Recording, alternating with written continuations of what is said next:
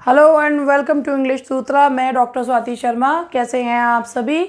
और कल का वीडियो मुझे लगता है आपको बहुत अच्छा लगा। तो आज हम लोग कल मैंने आप लोगों को दो वो पढ़ाए थे जिसमें मैंने आपको बताया था कि नाउन और प्रोनाउन को कैसे जो है वो पार्ट ऑफ स्पीच में आइडेंटिफाई करना है।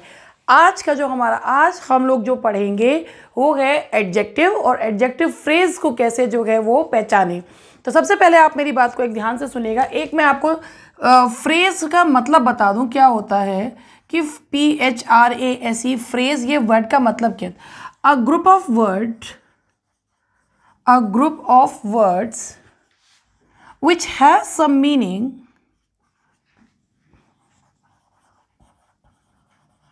But not complete. ठीक है, which has some meaning.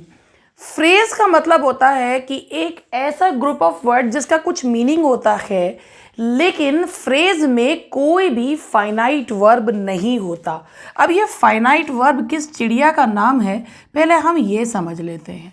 Finite verb आखिर कहते किसे हैं? फाइनाइट वर्ब का मतलब होता है एक ऐसा वर्ब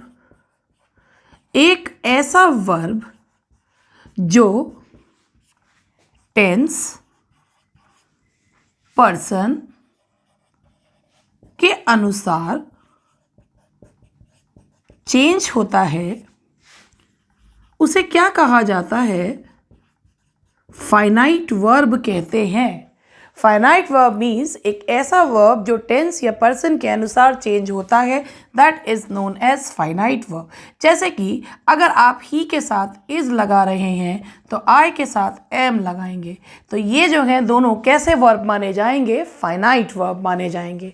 अगर ही के साथ गोज लगाते हैं तो आई के साथ गो लगाएंगे, तो भैया जब वर्ब के में परिवर्तन हो रहा है पर्सन के हिसाब से, टेंस के हिसाब से, टेंस क्या टाइम के हिसाब से, टाइम एंड टेंस के हिसाब से चेंज होता है, तो उसे क्या कहा जाता है? फाइनाइट वर्ब कहा जाता है। तो फ्रेज वो होता है जिसमें कोई भी फाइनाइट वर्ब नहीं हो, उसे क्या कहा जाता है? फ्रेज। अच्छा, नॉन फाइनाइट वर्ब हो तो चलेगा, जैसे जेरेंड हो, इन्फिनेटिव हो, पार्टिसिपल हो तो चलेगा, लेकिन फाइनाइट वर्ब बिल्कुल भी नहीं होना चाहिए। तो फ्रेज, पहले तो मैंने आपको ये बताया कि फ्रेज ये होता है। आप यहाँ तक देख लीजिए। मैं ये नहीं कह रही कि ये किसी को पता नहीं होता, मगर मेरा मानना ये है कि एक बार चीज़ों को ब्रशअप जरूर कर लेना चाहिए, क्योंकि छोटी छोटी चीज़ों से ही जो है इमारत बुलंद बनती है।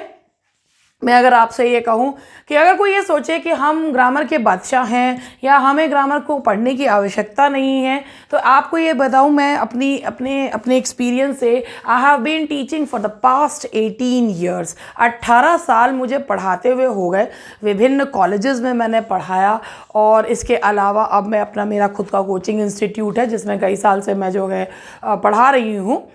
तो मुझे जब मैं रोज़ पढ़ती हूँ चीज़ों में, रोज़ चीज़ें जो ढूंढती हूँ, और उसके बावजूद भी मैं कभी अपने आप को ये नहीं कहती कि ग्रामर मुझसे शुरू होकर मुझ पे ही ख़त्म होती है। मैं ऐसा कभी नहीं मानती अपने आप के बारे में। तो मुझे लगता है कि छोटी छोटी जहाँ से हम चीज़ों को सीख सकें वो हमें सीख लेना चाहिए, और बहुत सिंपल लैंग्वेज में। इसीलिए मैं सिंपल से सिंपल लैंग्वेज में स्टूडेंट्स को समझाने की कोशिश करती हूँ, क्योंकि मैं रोज़ पढ़ती हूँ। मैं कभी एक दिन नहीं जाता कि मैं अपने आप को ये कहूँ कि हाँ मैं बहुत होशियार हूँ। मैं हमेशा अपने आप को ये यकीन दिलाती रहती हूँ कि भाई अगर मैंने जिस दिन अपने आप को बहुत होशियार मान लिया, उस दिन मेरी लर्निंग रुक जाएगी। ठीक है। तो मैं अब आपको इसके, आप यहाँ तक लिख लीजिए, इसके आगे का मैं आप लोगों को बताती हूँ। तो देखिए, phrase a group of words which has some meaning. और फाइनाइट वर्ब क्या होता है? एक ऐसा वर्ब जो टाइम एंड टेंस और पर्सन के अकॉर्डिंग चेंज होता है। तो चलिए आगे बढ़ते हैं। अब जो मुझे आपको सिखाना है एडजेक्टिव एंड एडजेक्टिव फ्रेज के बारे में बताना है, तो वो एडजेक्टिव एंड एडजेक्टिव फ्रेज के बारे में देख लीजिए। सबसे पहले आपके सामने एक सेंटेंस देती हूँ, पहले आप एडजेक्टिव है क्या इसके बारे में जानिए। देखिए, एडजेक्टिव के बारे में आपके सबने यही पढ़ रखा है कि adjective means which qualifies a noun और प्रोनाउन। लेकिन मैं थोड़ा सा चीज़ों को सिंप्लीफाई करके और चेंज करके कहती हूँ, जो नाउन और प्रोनाउन के बारे में कुछ भी कहे, जो नाउन और प्रोनाउन के बारे में कुछ भी बताए,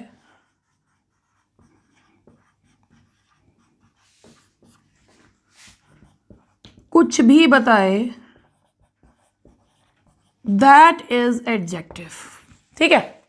जो नाउन और प्रोनाउन के बारे में कुछ भी बताता है उसे एडजेक्टिव कहता है। मैं ठीक है ऐसे कहती रहती हूँ जैसे आप मुझसे बात कर रहे हो, मगर मैं क्या करूँ, अगर मैं लेक्चर को इंटरेक्टिव नहीं बनाऊंगी तो वो इतना बोरिंग हो जाएगा कि आई डोंट थिंक कि आप पूरा उसे देखोगे भी। ठीक है, जो आपको देखना चाहिए वो आपके लिए हेल्पफुल है, तो मैं इसलिए बीच में ठीक है करती रहती हूँ। मैं एज्यूम कर लेती हूँ कि हाँ मैं आप लोगों से बात जो कर रही हूँ, और जब आप मेरा वीडियो देखो तो जब मैं कहूँ ठीक है तो आप भी अपने मन में बोला करो हाँ ठीक है। देखिए, जो नाउन प्रोनाउन के बारे में कुछ भी बताया उसे क्या कहा जाता है, एडजेक्टिव। तो चलिए एडजेक्टिव और एडजेक्टिव फ्रेज को कैसे आइडेंटिफाई करेंगे ये देखिए। देखिए, अब एडजेक्टिव का भी एक से दो पार्ट्स होते हैं, मतलब दो तरीके से हम एडजेक्टिव को लगा सकते हैं। अब कैसे लगा सकते हैं, एक होता है एट्रीब्यूटिवली और एक होता है प्रेडिकेट। ठीक है, प्रेडिकेटिवली उसमें देखिए, अब इसका क्या मतलब है, एट्रीब्यूटिवली और एट्रीब्यूटिव या प्रेडिकेटिव, इसको क्या एट्रीब्यूटिवली या इसको कहते हैं एट्रीब्यूटिव या प्रेडिकेटिव। देखिए, एंड प्रेडिकेटिव, अब ये क्या है इसका मतलब, ये देखिए जब नाउन के जस्ट पहले लगाते हैं, जैसे मैंने कहा यहाँ पर कि he is an honest man. अब आप ये देख रहे हैं मैन के पहले एडजेक्टिव लग गया तो ये एट्रीब्यूटिव है। अगर मैंने यहाँ पे बोला ही इज ऑनेस्ट तो बात तो इसी की करी जा रही है, तो ये क्या है, दैट इज प्रेडिकेटिव। जब नाउन के जस्ट पहले लगता है तो एट्रीब्यूटिव, जब नाउन के जस्ट बाद, नाउन के बाद या प्रोनाउन के बाद लगता है तो उसे क्या कहा जाता है, प्रेडिकेटिव। तो चलिए अब यहाँ तक आप लोग देख लीजिए, इसके बाद मैं आप लोगों को इसके बारे में और बताती हूँ। देखिए चलिए, सेंटेंस है, फ्रेज और उसके बारे में हमें ढूंढना है, तो वही ढूंढ रहे हैं, पार्ट ऑफ स्पीच ही है। देखिए, it's a golden crown. Crown is a noun. Noun के बारे में जो बता रहा है ये तो क्वालिटेटिव है, क्वालिफाई कर रहा है, तो that's an adjective. It's a golden crown. ठीक है, तो ये हो गया हमारा एडजेक्टिव। क्राउन नाउन, नाउन के बारे में जो कुछ भी बताया दैट्स इज नाउन या प्रोनाउन के बारे में दैट्स एन एडजेक्टिव।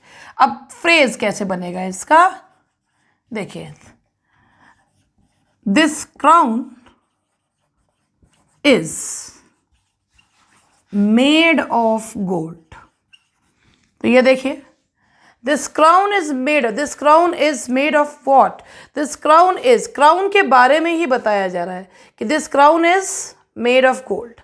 तो भाई मेड ऑफ गोल्ड क्या हो गया, इज मेड ऑफ गोल्ड, कोई फाइनाइट वर्ब नहीं आया, क्राउन के बारे में बताया जा रहा है, किससे बना है, गोल्ड से बना है। तो जो फ्रेज इस एक नाउन को क्वालिफाई कर रहा है, उस फ्रेज को, यानी कि ग्रुप ऑफ वर्ड्स जो उसे क्वालिफाई कर रहे हैं, उन्हें क्या कहा जाएगा, एडजेक्टिव फ्रेज। तो जब एक ही वर्ड हो तो दैट इज एडजेक्टिव, जब ग्रुप ऑफ वर्ड्स हो विदाउट फाइनाइट वर्ब तो that is known as adjective phrase. तो आप यहाँ तक देख लीजिए, उसके बाद मैं आपको पार्ट ऑफ स्पीच से बताती हूँ। इसमें 1 मिनट का समय दीजिएगा मुझे ज़रा।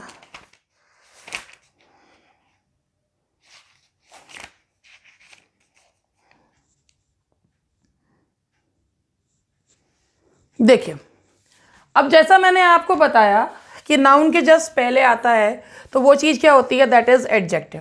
जैसे मैंने यहाँ पे कहा, ये नाउन और प्रोनाउन के बारे में मैंने यहाँ पे बोला, एनालाइज द अबव सेंटेंस। अब ये देखिए, एनालाइज करिए, करना, एक्शन, वर्ब। एनालाइज वॉट का जवाब आ रहा है तो दैट इज सेंटेंस। सेंटेंस के जस्ट पहले क्या आ रहा है, sentence is a noun, noun के जस्ट पहले क्या आ रहा है, दैट इज अबव। तो अबव क्या हो गया आपका, दैट इज एडजेक्टिव। तो ये हुआ आपका कि भाई नाउन के जस्ट पहले जो आ रहा है दैट इज एडजेक्टिव, और इसका जो है देखिए, एनालाइज वॉट का जवाब, जो हु और वॉट का जवाब देता है वो सब्जेक्ट है, नाउन और प्रोनाउन। जो हुम और वॉट का जवाब दे वो ऑब्जेक्ट है, नाउन और प्रोनाउन। और यहाँ पर ये दैट्स नॉट, ये sentence is a noun. Sentence वाक्य का को हिंदी में वाक्य बोलते हैं, उसका नाम है वाक्य, इंग्लिश में बोलते हैं उसे सेंटेंस, और नाउन के जस्ट पहले जो चीज़ आ रही है that is known as adjective. तो आई होप अब आपको एडजेक्टिव एंड एडजेक्टिव फ्रेज समझने में कोई दिक्कत जो है वो नहीं हुई होगी। तो ये शॉर्ट वीडियो ही था इसके बारे में, एडजेक्टिव और एडजेक्टिव फ्रेज के बारे में, और बाकी मिलते हैं नेक्स्ट वीडियो में। Thank you very much. Keep sharing and keep